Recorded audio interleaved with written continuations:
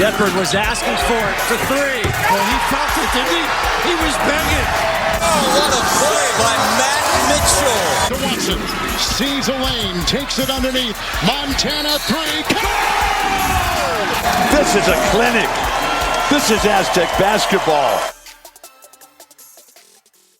Aztec Nation, what is up? This is the Aztec Breakdown Podcast. My name is Tron. I will be your host while you listen to the show, whatever time you listen to it at. And it has been a bit of a whirlwind, bit of a ride these last few weeks. And so let's just jump right on into it.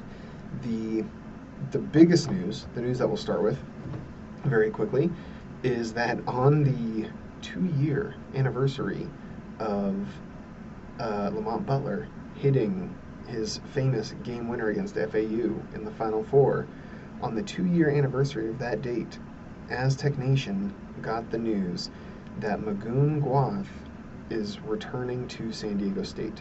And that was days ago now. This isn't news. This isn't breaking news. You all have heard this by now at this point. But just what a great thing to hear, I think, right? What a fantastic way to cap the night. I know I saw it like as I was getting ready to go to bed. That news came across my feed, and it was great. And I also loved, there was something nice about it happening like all day. We're reliving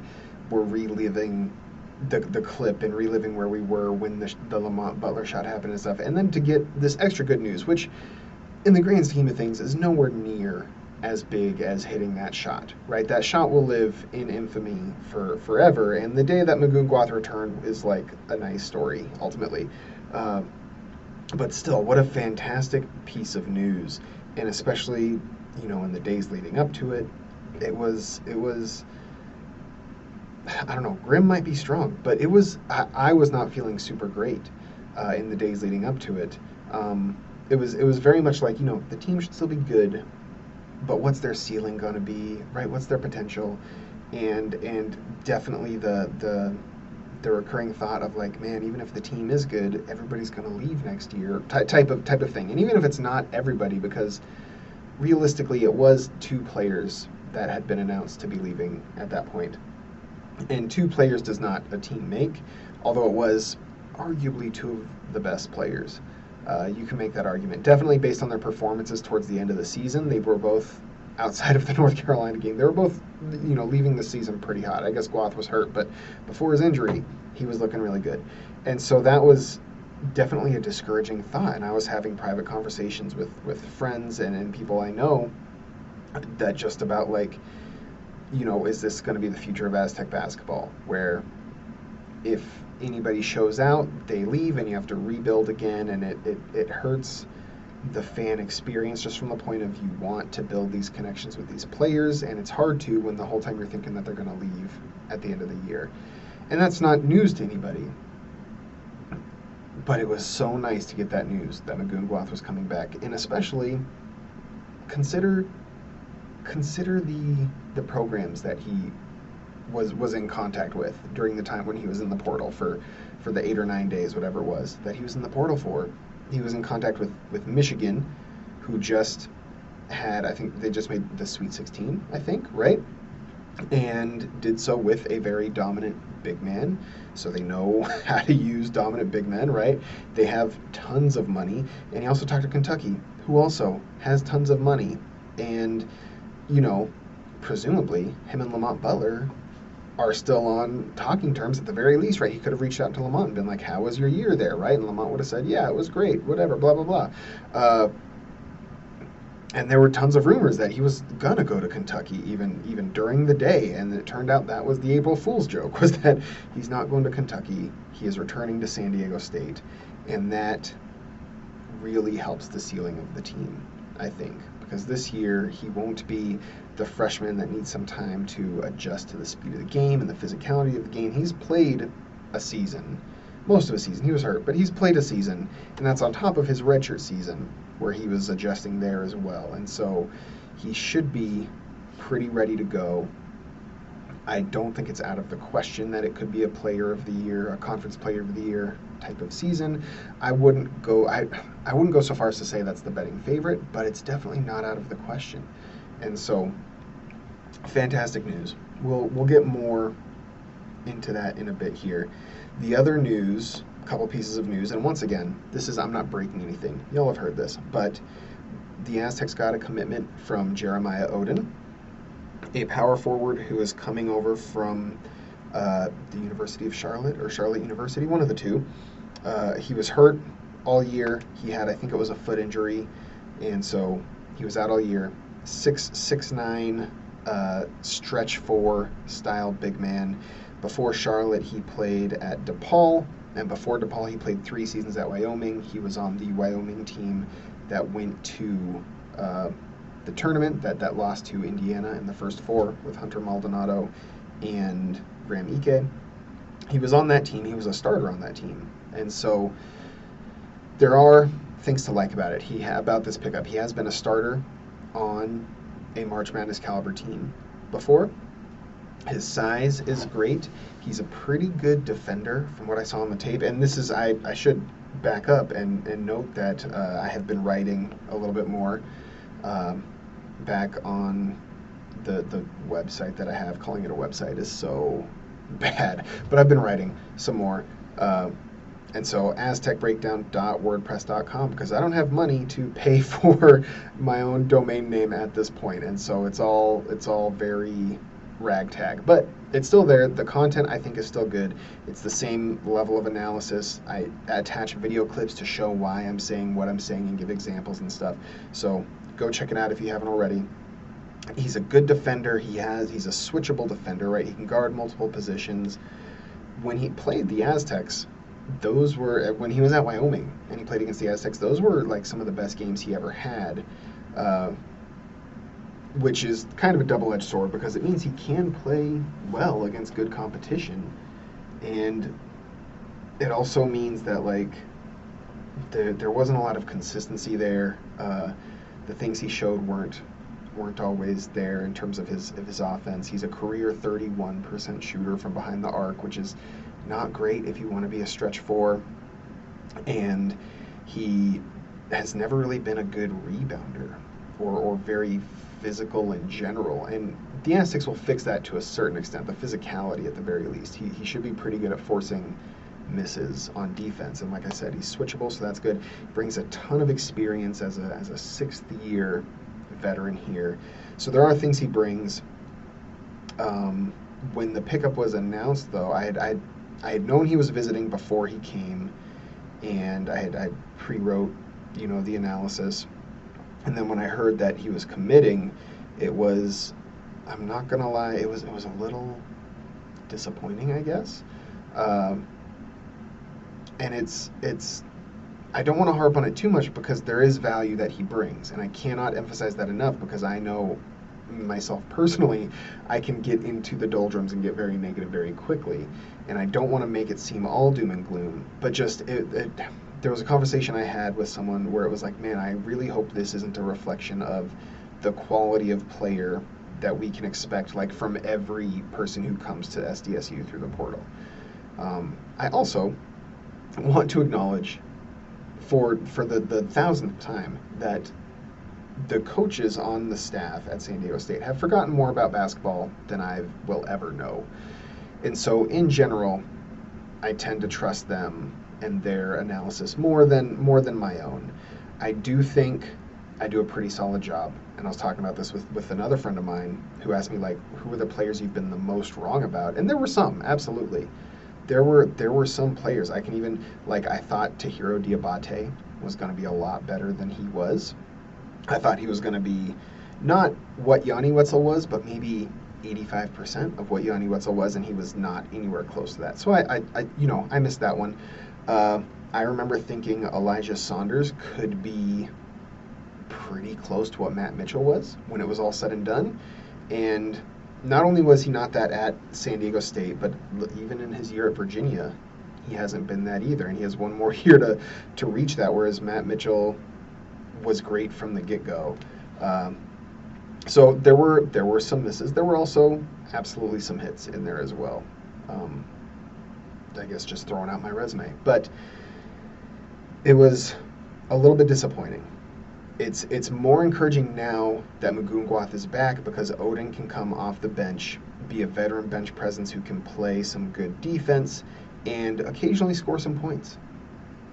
I think he had in his last year at Wyoming. I didn't look at DePaul because his DePaul year was awful, and I'm hoping that Wyoming, being that just what am I trying to say? Linder was a better offensive mind than the coach at DePaul was, and I'm hoping that the Aztecs can find a better role for him, especially as someone who's coming off the bench than they were able to find for him at DePaul. But in his last year at Wyoming, I think it was 16 of the games he played in. Maybe it was more. Maybe it was more than that. But he had a lot of double-digit scoring games, which was great. It just wasn't, even at 16 games, I wouldn't consider it to be consistent. And so there are tools he brings. There will be games where we are definitely happy he's there, and there might also be games where he shoots 5 threes off the bench and doesn't make any of them, and that will be sad. And hopefully his defense is good enough to carry the team through. He won't be the typical Aztec experienced leader of like, we've been to the tournament before, we've been to Sweet 16s, whatever it is, we know what it takes. He'll just be a leader in the sense of he's gone through the seasons before.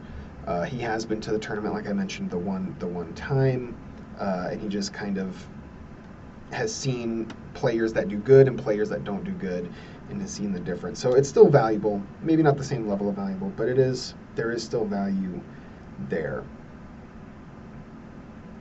And then a couple days ago now, we got news, it might have been the day after, I think it was the next day after Mugungwath announcement, we got news that San Diego State got their point guard for, at the very least, this upcoming season in Sean Newman Jr., 6'1" point guard out of Louisiana Tech, I want to say. Newman is an interesting addition for sure, and I mean that in a good way. Newman was more exciting than Oden was for me personally, the addition of Newman. The things that Newman brings are his passing ability and his high IQ, and a lot of times those are correlated, but they aren't always the same thing. You can be a good passer and not have the IQ to recognize when to make all the passes you could make. You can have a high IQ but not be a great passer. He has both, which makes him a great engine for the Aztecs offense. The way he sees how defenses maneuver as a whole and finds the open man is pretty impressive. He was third in the nation in assists per game last season with 7.9 assists per game, which there hasn't been an Aztec to have that many assists in basically forever. Malachi Flynn had somewhere around 5 assists per game, just to kind of put that into context. You know, Xavier Thames had 3 point something, I think. DJ Gay had 3 point something, I want to say. The Aztecs haven't had a passer this good in a while. So that's huge. Buku plus on that one. I was also impressed a little bit with his defense, not because he's a lockdown point of attack defender, right? You're not going to confuse him, I don't think, with a BJ Davis or a Lamont Butler or a KJ Fagan. He's not going to be any of those guys. But I was impressed with how scrappy he was.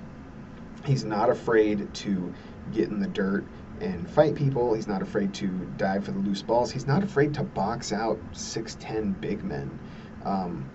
And I mean that not like he will do it if he has to. Like, he's going out of his way in some of these games that I watched. I think with him I just had one game, but in some of these clips that I watched, he went out of his way. Like, the big man is not his assignment. He's guarding somebody out in the corner, and the shot goes up, and he ran into the paint to box out a big man multiple times over the course of one game. And one of the times even got the rebound, right? The other time the ball went the other way. And so he boxed out, and that was great. But the ball went the other way. But one time the ball came, and he got it instead of the big man getting it. And had he not done that, there might have been an offensive rebound giving up. And so I'm hopeful. It's a small thing.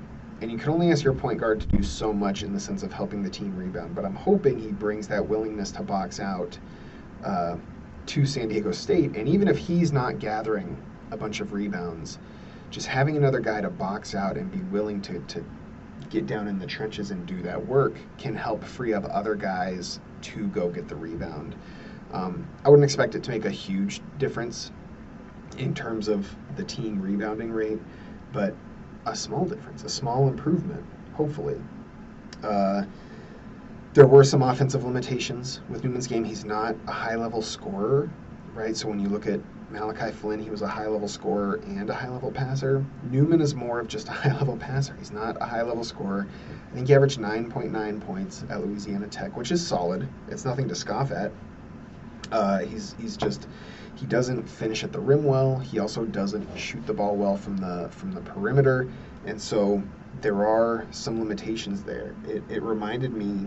Watching him reminded me, not in terms of skill level obviously, but just style and like how I might want to defend it. It reminded me of like Rajon Rondo, especially a young Rajon Rondo, where he's this fantastic passer. And he's really athletic. Rondo's obviously more athletic than Newman, but he can do these things. He can get into the paint, but if you just kind of close down all the passing lanes and make him try to beat you with his scoring, it might be problems. And so that's what I think about Newman. I think if I was a coach coaching against the Aztecs next season, what I would tell my guys to do as much as possible is to close down those passing lanes. Make Newman drop 30 on you if the Aztecs are going to win.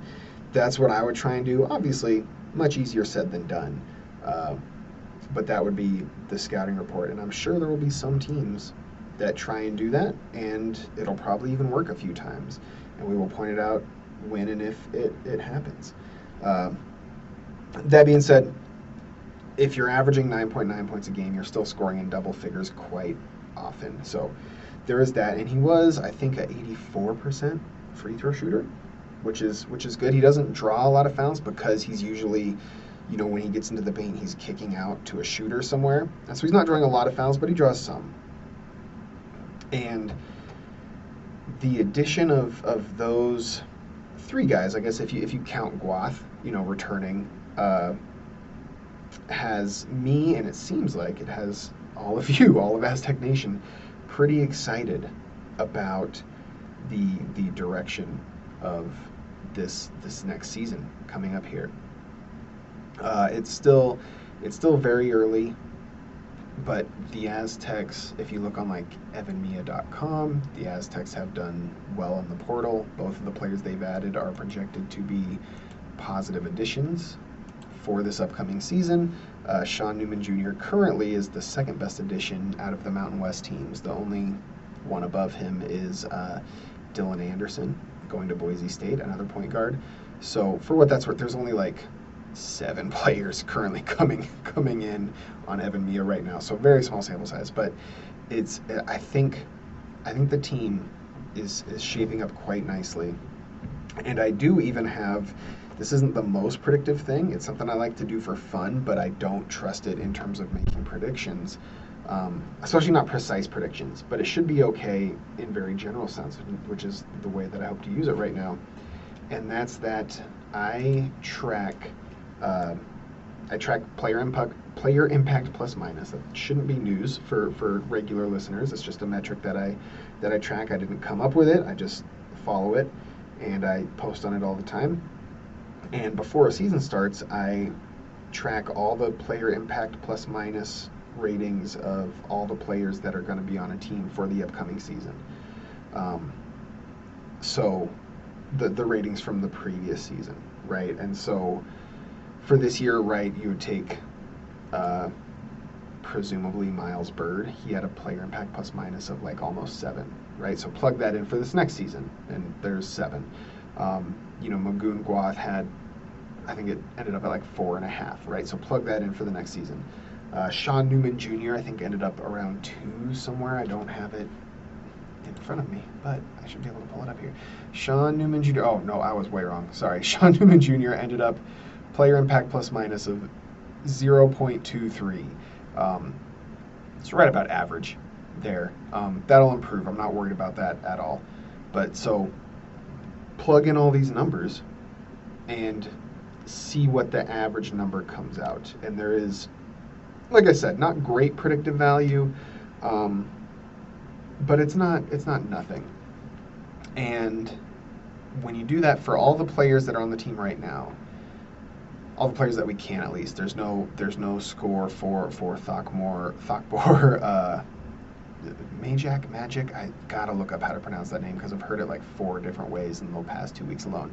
And Tay Simmons, they don't have scores. They don't get put in as zeros either. They're just not counted. But so the average of the players that we have scores for is 1.4, right? Which is in the positive. That's great. We like that.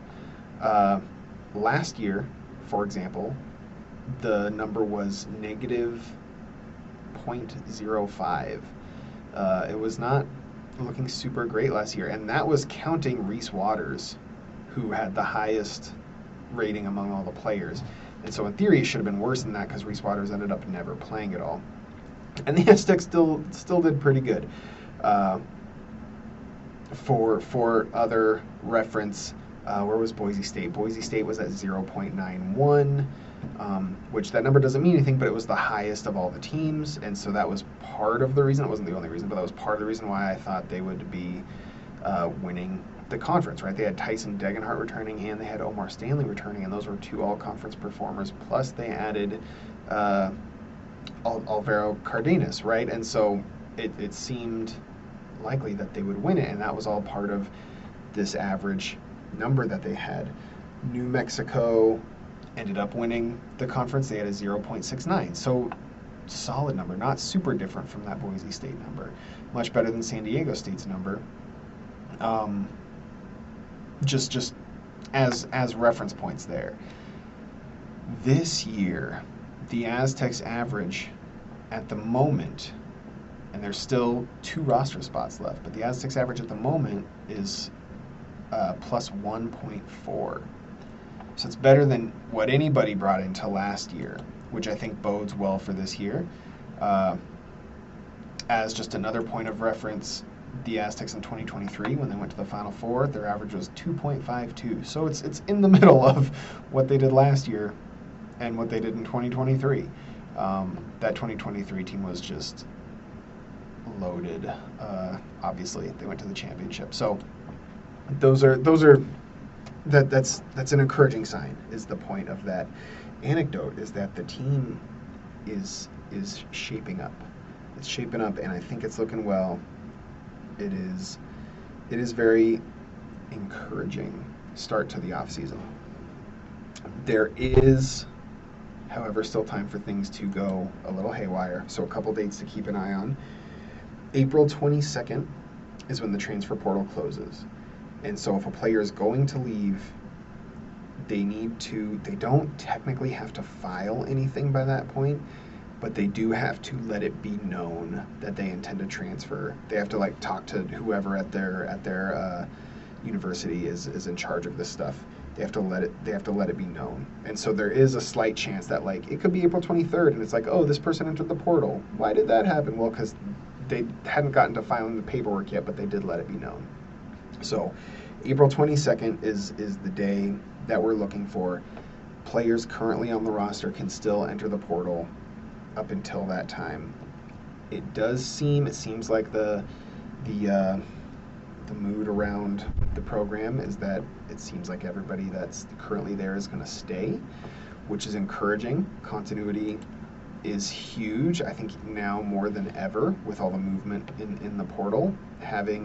I think I counted earlier, and it was 8 guys who have played at least one season, or maybe not played, but just been in the program for one season, right? That way we include Magic there. Been in the program for at least one season. I think it was 8 guys, and there were 5 that have been in for at least 2 seasons, which is impressive. I don't know how that compares to other programs in the country, but I bet it's on the higher end. With so many teams losing half of their roster basically or more to the transfer portal. Plus, they're still graduating players too, right? Players still graduate. And so between the portal and graduation, that's the Aztecs are returning still most of their team from last year. And so if continuity means anything, which it seems like it does, this should be a good year for the Aztecs. The other thing, and this is where it gets tricky, because those numbers I just said were counting Miles Bird and Magoon Guath. The other date to keep an eye out for, besides April 22nd, the other date is June 15th. June 15th is the date for withdrawing your name from the early draft deal, right? So underclassmen can declare for the draft, get their feedback and stuff, and as long as they withdraw by June 15th, then they get to keep their eligibility. And with both Miles Bird and Magoon Guath currently declared for the draft, that's an important date to watch. Because if they get news that they like, if they get feedback that they like, they will stay in the draft and they'll get drafted wherever it is, right? And who knows what that news might be. It could be if a team just comes up and says, if you fall to us in the second round, we are taking you, like full stop. Like if you're there, you are our guy. That could be enough for some people to say, yeah, okay, great, I will stay in the draft. As, you know, especially nowadays, second round draft picks often get most, if not all, of their contract guaranteed, even though it doesn't have to be. Oftentimes it still is. And so easy money, plus you get to say you made it in the NBA, whatever. You get to spend all your time developing instead of having to go to classes. There's all sorts of benefits. There's the other side where maybe instead they do kind of the Neat Clifford thing, where Neat Clifford probably could have gotten taken in the second round last year. He was kind of borderline, but probably could have done it. Instead, he comes back, has a fantastic year where there was definitely an argument for him being the player of the year. I don't think he should have gotten it, but the argument was definitely there, and even wins a game in the March Madness tournament and improves his draft stock greatly, and now he should be a first-round draft pick, right? Miles Bird and Magoon Guath could decide to do that, even if they were told that, yeah, we will take you in the second round for sure. They could say, well, we want to get taken in the first round, so we're going to go back to San Diego State. We're going to be on this team that's looking like it should be pretty good. We're going to show off what we can do. We're going to hopefully make a deep run in the tournament, and then the next year we'll both be first-round draft picks. That's a possibility, too. If that's going to happen, they'll need to withdraw by June 15th. So that's the date we're waiting for. If they don't do it by then they aren't here next year and they'll have to be replaced. They can still be replaced by people who are in the transfer portal, right? The portal closing doesn't mean that you can't add transfers anymore. It just means players are more or less stuck where they are, right? So, you know, that would be on the staff at that point. If, you know, Bird gets feedback he likes and he stays, it would be on the staff to go out and find another player to fill that roster spot. And it would just be late in the process if it's as late as June 15th. So those are some dates to keep an eye on. At this point, I am assuming both players come back. It only takes one team. I just went through that whole thing, but it just seems to me, both from the few people I've been able to talk to, as well as just looking at, you know, kind of what they were able to do this year, it seems to me like they would both probably return, right? If Bird had kept his hot start going, where he's, you know, dominating Neat Clifford against Colorado State, and he did the first game he had against Boise, stuff like that. If he had had a bunch more games like that, then he would probably be gone, absolutely. But he kind of fell off towards the end of the year. Guath was kind of the opposite. He got going towards the end of the year, but then he got injured. And so that's a thing as well. And so I would imagine that teams probably want to see more consistency from both of them, for starters.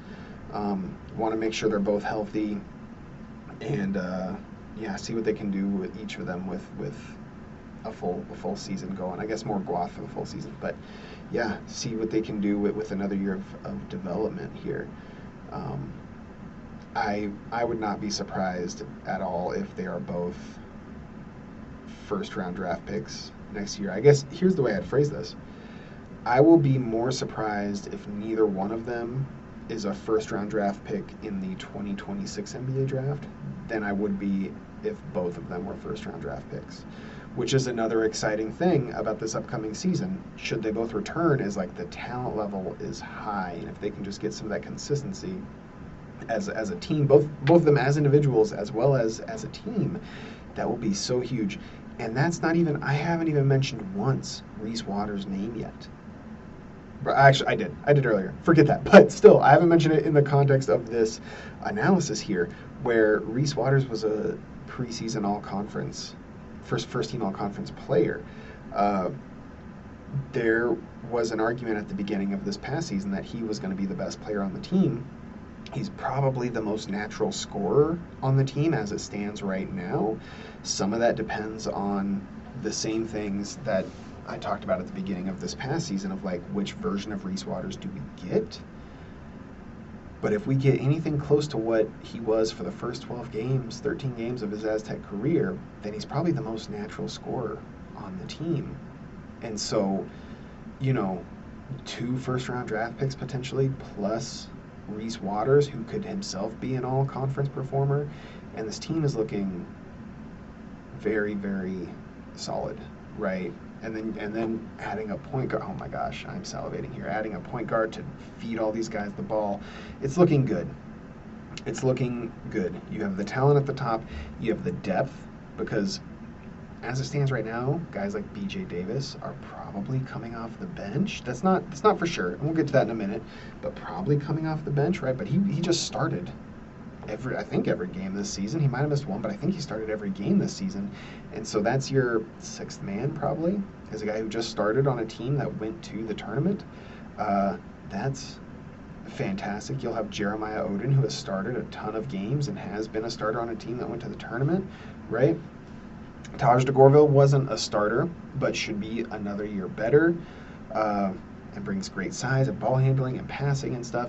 This team is looking pretty good.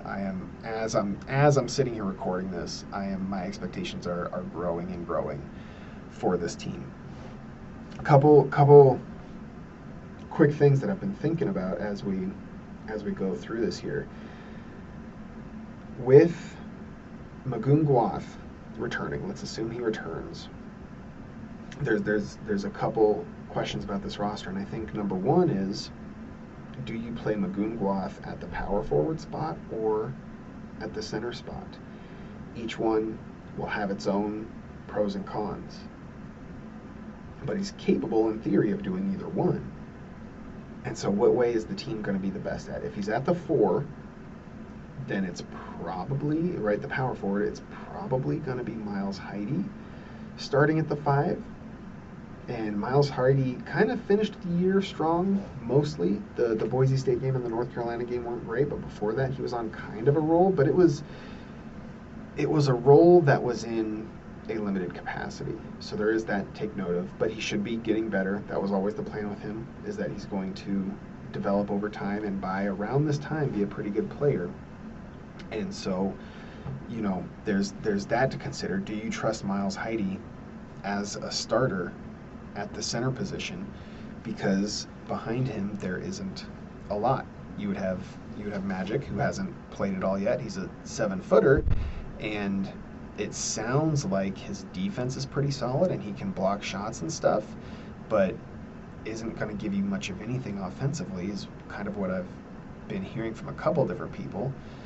You could play Pharaoh Compton if you want like a small ball center. He comes with his own issues, namely free throw shooting, but other issues as well, right? I guess you could do Jeremiah Oden, but at that point, why not have Oden play the 4 and have Guath play the 5 anyways, right? So there isn't, outside of Guath and maybe Heide, just depending on how you feel about Heide, there aren't a lot of great options at the 5. So if you're playing Guath at the 4, you pretty much have to start Heide at the 5. And if you're good with that, then great, because you have 2 big lineups. Hopefully, Heide continues to improve his rebounding. I thought he got better at that as the season went along. Guath definitely got better at that as the season went along. it would save Magoon Guath some physical beating, playing down low, just banging against other big, strong dudes in the post. And so hopefully that would help him be good at the other things he does, whether it's shooting, whether it's rebounding, blocking shots, whatever it might be. He can be a weak side weak side shot blocker, which he has shown to be fantastic at. So there's a lot of potential reasons to put him at the 4. There's also reasons to put him at the 5, namely, if you don't trust Heidi to start at the 5, you probably don't trust anybody else to start at the 5 either at the center spot. And so you would almost have to start Magoon at the 5 there. And the other thing it does is, because it shifts everybody down, if Magoon is starting at the 5, you're probably going to have Miles Bird start at the 4, because kind of similar, unless you wanted to start like Jeremiah Oden, maybe. I personally don't think you should do that, though. Do you want to start Farrell Compton at the 4? These are the same issues we had starting them at the 5, basically. So you're probably moving Bird down to the power forward spot, which moves Waters to the small forward spot. And now you get to play B.J. Davis in the starting lineup, which is good for a couple reasons. One, he was a starter last year, so you don't have to demote him, and that could be a way to, if he was to be considering, do I enter the transfer portal so I can get more playing time next year, that would be a way to appease him and say, no, we're still planning on starting you. We're going to play Goon at the 5, and so you'll still be in the starting lineup. That could be a way to do that, absolutely. Also, I mentioned earlier, Sean Newman, not the best defender, not a great point of attack defender. He was usually guarding players off the ball, chasing them around screens and stuff, but not guarding the ball handler very often. B.J. Davis can guard that ball handler. And so you come out with a small lineup, but potentially one that works better. Some of that would depend on how much rebounding Guath can bring. Can guys like Bird and Waters step up and provide more rebounding, even if they're undersized at those spots now? So it's gonna kind of depend here on I guess largely on how much you trust Heidi as a starter at the center spot. It seems like if you trust that he can do it, then you probably play Guath at the 4, Birds at the 3, Waters at the 2, Newman at the 1. You have size all over the place. You have skill all over the place. The one thing would be B.J. Davis coming off the bench, but if he's okay with that, then your bench is looking real good. And then if that's not the case, if you don't trust Heidi, or if you just really want B.J. to stay, then you probably play Guath at the 5, and you can solve some of those issues. But that's going to be one of the big discussions, I think, heading into next season. And I guess some of that comes with the same discussion of who do you play, Davis or Waters. And I'm just penciling in Waters right now. Davis, I think that discussion was hottest during the first 4 games of the year when Davis was looking really good. And then he cooled off quite a bit. And he was still solid. He's still solid, still a great defender, but his offense definitely cooled off after those first 4 games. And so I think it's less of a thing. Assuming Reese Waters can return to form, it's less of a debate there. And on the other question is, there are still 2 spots left on this roster.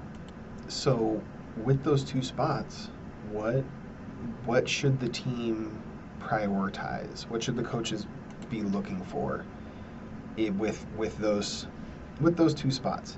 There are 11 guys on the roster right now. Only 9 or maybe 10 ever play.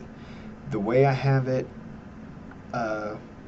scheduled out, the way I have the depth chart looking right now is it would be Simmons and Magic are the 2 players that are players 11 and 10 right now. And so if it's a 9-man rotation, those are the 2 players that are left out. If it's a 10-man rotation, Simmons is the guy that's left out. So as you bring in more guys, players are going to get knocked down more, right? The coaching staff has shown a willingness to play 10 players before if they feel the team is deep enough. And I think if you bring in another player, assuming you trust them, right, which the team presumably does, otherwise why would they bring them in? then you can do a 10-man rotation probably, because everybody in the top 9 right now should be getting some level of minutes, especially if we assume another year of development and improvement from how young the team was last year. There should be some improvement there. There are 2 spots. One other thing to consider is that the Aztecs coaching staff oftentimes doesn't fill all their scholarships, so they might only bring in one more player. What I would suspect is that if there was another player they could bring in who was okay redshirting for a year, a high school player specifically, that might be something they pursue, because there's a value in it if a player is willing to do that. There is a value in it because you do get to kind of naturally keep the player for more than 1 year. Even if they only play for 1 year, like it seemed like Goon was going to do this year, and still might if he gets drafted. Even if they only play for 1 year, you've given them a year to learn the system and stuff, and so hopefully that 1 year that they play is a higher impact year because they don't have to learn as much. They're already there in the system, especially defensively.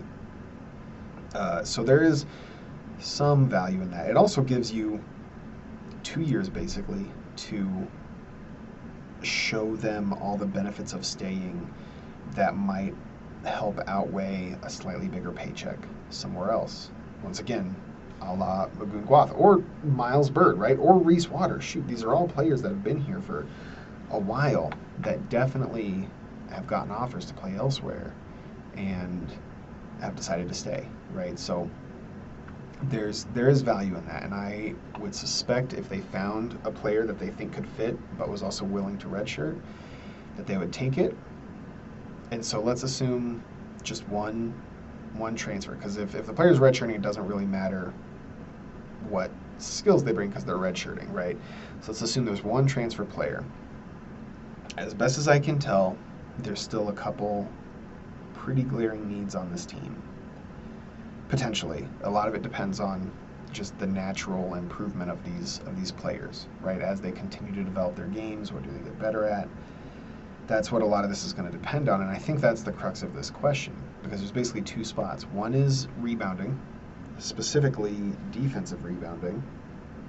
Still seems like a weakness. Guath got a lot better at it over the course of last season, and so hopefully that continues, but if he's the only one, you're still not looking great, right? I mentioned Jeremiah Oden doesn't really bring a lot of rebounding. Heidi was okay, but wasn't great. He was actually kind of a better offensive rebounder, but he wasn't great at rebounding on the defensive side, right? Bird, Waters, Newman, you're not going to expect a ton of rebounding from these guys. So, should the team find another guy who can come in and rebound the ball at a high level? Should that be the guy that they bring in? There's definitely an argument to be made. They've kind of struggled with rebounding for the past couple years in a row. It's definitely cost a couple games, at least over the last few years. So there's an argument to be made that despite the plethora of big men that they have, and arguably the lack of perimeter players that they have, that they need one more to just come in and be an elite rebounder. That could also, if you're concerned about Heidi starting at the 5, if you bring in a good rebounder who you also trust to start, that could solve that problem as well. The other big thing is something I think you can never have enough of, but even despite that, I think the Aztecs could actually use some more, is shooting, right? I think by percentages, Goon was the best shooter last year, and it was like 36%, 37% maybe, which is good. It's not great though, right? If you look at the roster, is there anybody you expect to shoot at a 39, 40, 41, 42% clip, right? It's probably not going to be any of the big men outside of maybe Goon, maybe. But do you expect that, right? Like, he's the one who's capable of it potentially, but do you expect it? I don't know if I expect him to shoot the ball that well. Do you think Miles Bird is going to shoot the ball that well? He hasn't at any point in his career, really. Can he get better? Absolutely. I think he was down at 32 or something by the end of the season. Can he get better up into the 35 range? Yeah, absolutely he can. Reese Waters, maybe. Waters would maybe be the one guy. And he still hasn't done it over the course of a whole season. He just had that really hot start where he was great before he got injured. So maybe Waters could do it. Maybe Davis could do it too. He had a lot of great shooting performances in high school. Hasn't done it in college yet.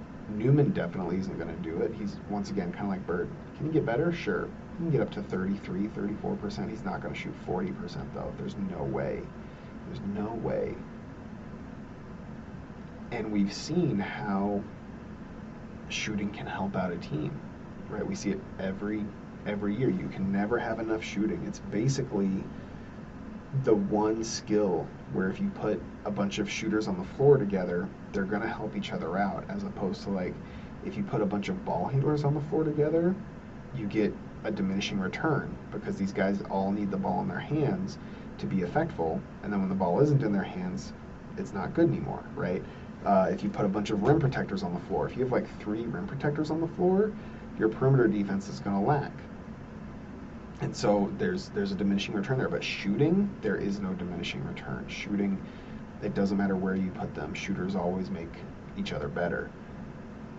And so getting another shooter, if they can get some type of sniper-like guy, ideally it would be somebody who can shoot coming off of screens, like a Jordan Shackle type guy. But those are hard to come by. Those are players everybody wants, so they're going to be expensive. I don't know if I mentioned earlier, but Sean Newman reportedly also is taking less money. Like he had offers to get more money elsewhere, but decided to come to San Diego State. So props to him for that. It makes us happy, right? So that's great. I don't think it necessarily makes him like a better human or whatever, but it makes us happy. So that's great. Yeah, can they find a shooter in the portal? Obviously, the best possible scenario here would be to find someone like a Nate Clifford who can shoot the ball at a high rate and was one of the leading defensive rebounders the last 2 years in a row, right? But those guys are so few and far between, and they're going to command such a large paycheck that that's not going to happen. So let's assume you have to find one or the other. Which one do you prioritize? And I honestly, I don't know. I don't know which one you prioritize, and realistically, it probably just comes down to like who is interested, honestly, and you probably just take whichever of those you can get. I probably lean towards shooter. I think rebounding is something that's a little easier to teach and something that you can get the guys to improve at easier than you can shooting. So that's my rationale there. Shooting is also more exciting, but that doesn't necessarily mean it would help the team win more games as opposed to a high-level rebounder. So I genuinely don't know for sure. I'd love to hear your guys' thoughts on it. Find me on Blue Sky, find me on TikTok, comment on this episode wherever you listen, Spotify, iTunes, all the stuff. I'd love to hear your guys' thoughts, but I think the last guy needs to bring at least one of those two. And if they add another transfer and it brings neither of those two, I think you're in trouble. I mean, you could maybe say they could use another ball handler, and that could be accurate, right? They have Newman right now. Taj DeGorville is probably the backup point guard. I think I'm fine with that, though. He was basically the backup point guard this last year as well, so I'm fine with that. That doesn't mean you couldn't use another ball handler for any number of reasons: injury, foul trouble, just having 2 ball handlers on the floor at most of the times. But if that ball handler can't shoot, then I don't think you bring them. Like if the choice is between a ball handler that can't shoot or a rebounder that can't shoot, you have to go rebounder all the way, I think, personally. That's just me. Let me know what you think, Aztec Nation. And with that, I think that does it. We'll catch you next time. Go Aztecs. On the floor, it's Butler with 2 seconds. He's got to put it up, and he wins it. He wins it with the jumper. Pistons feeling it.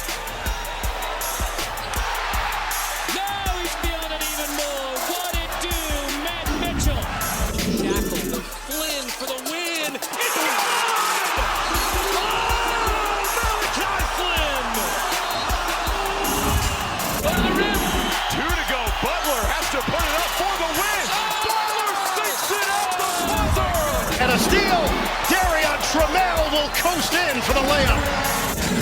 Franklin with 2 seconds forces the shot. It's good. The Aztecs advance. They've won it on the shot by the player of the year. Miller, he put it behind his back. It's taken away by Butler. Lob it up. Lob it down. Big finish. Keyshawn Johnson. Now we have tasted it. We're coming back. We're coming back.